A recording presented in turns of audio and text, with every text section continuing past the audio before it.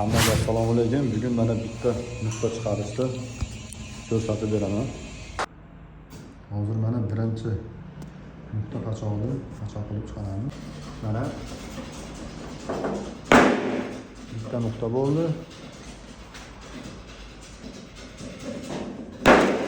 Bu отдельный.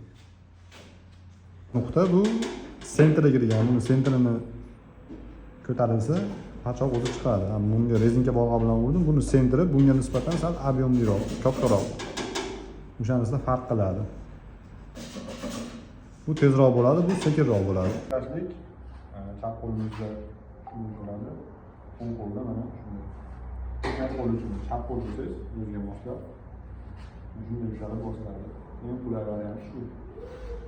Meni fikrimga kim qanaqa ishlatadi bilmayman. Do'st chetdan solamiz mana. Bunga to'g'rilanadi. Sentriga to'g'rilanganligini bilishlik uchun instrumentni ko'tarsangiz, o'sha tochka tekis bo'lib ko'tariladi. Agar tekis bo'lib ko'tarilmasa lampada, demak siz boshqa joyga ko'tarayotgan bo'lasiz. Hozir mana ko'rsataman.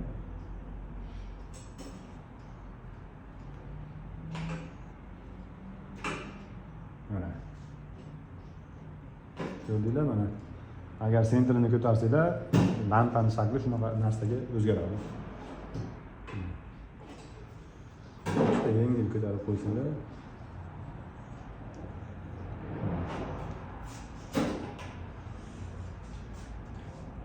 Bo'ldi, 300 ming yes.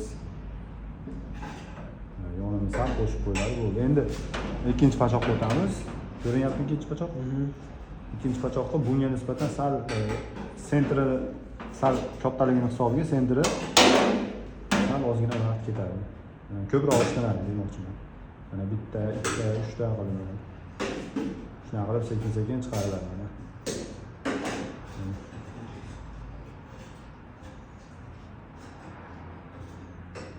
Ko'rdinglar?